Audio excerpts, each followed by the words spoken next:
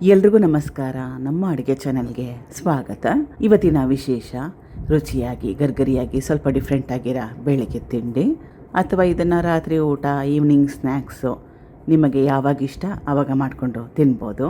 ಮೊದಲನೇ ಸ್ಟೆಪ್ಪಲ್ಲಿ ದೊಡ್ಡದಾಗಿರೋದು ಬಟ್ಲನ್ನ ತೊಗೊಂಡಿದ್ದೀನಿ. 1 ಗ್ಲಾಸಷ್ಟು ಅಕ್ಕಿ ಹಿಟ್ಟು, ಅದೇ ಗ್ಲಾಸಲ್ಲಿ ಅರ್ಧ ಗ್ಲಾಸಷ್ಟು ಕಡಲೆ ಹಿಟ್ಟು, ಬೇಸನ್, ಅರ್ಧ ಗ್ಲಾಸಷ್ಟು ರವೆ. ನಾನು ಉಪ್ಪಿಟ್ಟು ರವೆನ ಉಪಯೋಗ ಮಾಡಿದ್ದೀನಿ. ಸಣ್ಣ ರವೆ, ಚಿರೋಟಿ ರವೆ ಕೂಡ ಉಪಯೋಗ ಮಾಡ್ಬೋದು. ಸ್ವಲ್ಪ ಸಕ್ಕರೆ ರುಚಿ ಬ್ಯಾಲೆನ್ಸ್ ಆಗಲಿ ಅಂತ. ರುಚಿಗೆ ತಕ್ಕಷ್ಟು ಉಪ್ಪು, 2ರಿಂದ 3 ಟೇಬಲ್ ಸ್ಪೂನಷ್ಟು ಮೊಸರು, ಹುಳಿ ಬಂದಿದ್ರೂ ಪರವಾಗಿಲ್ಲ.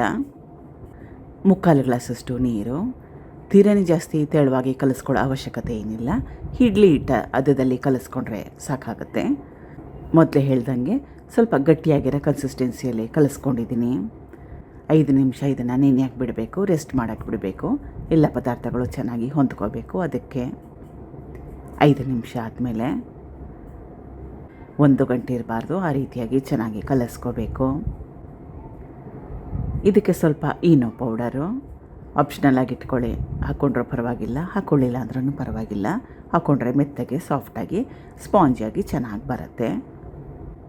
ಇದಕ್ಕೆ ಸಣ್ಣದಾಗಿ ಕಟ್ ಮಾಡಿ ಇಟ್ಕೊಂಡಿರೋ ಈರುಳ್ಳಿ, ಕೊತ್ತಂಬರಿ ಸೊಪ್ಪು, ಹಸಿರು ಮೆಣಸಿನ್ಕಾಯಿ, ಇಷ್ಟ ಇದ್ದರೆ ಇದಕ್ಕೆ ಮುಸ್ಕಿನ ಜೋಳ, ಕ್ಯಾಪ್ಸಿಕಮ್ಮು, ಕ್ಯಾರೆಟ್ ತುರಿ, ಕ್ಯಾಬೇಜು ಇದನ್ನೆಲ್ಲ ಹಾಕ್ಕೋಬೋದು.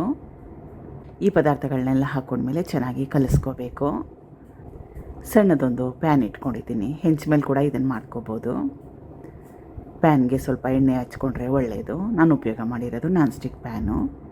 2 ಕಡೆ ಚೆನ್ನಾಗಿ ಬೇಯಿಸ್ಕೋಬೇಕು. ಚೆನ್ನಾಗಿ ಕೆಂಪಾಗುತ್ತೆ, ಯಾಕಂದರೆ ಕಡಲೆ ಹಿಟ್ಟನ್ನ ಉಪಯೋಗ ಮಾಡಿದ್ದೀನಿ, ಅದಕ್ಕೋಸ್ಕರ.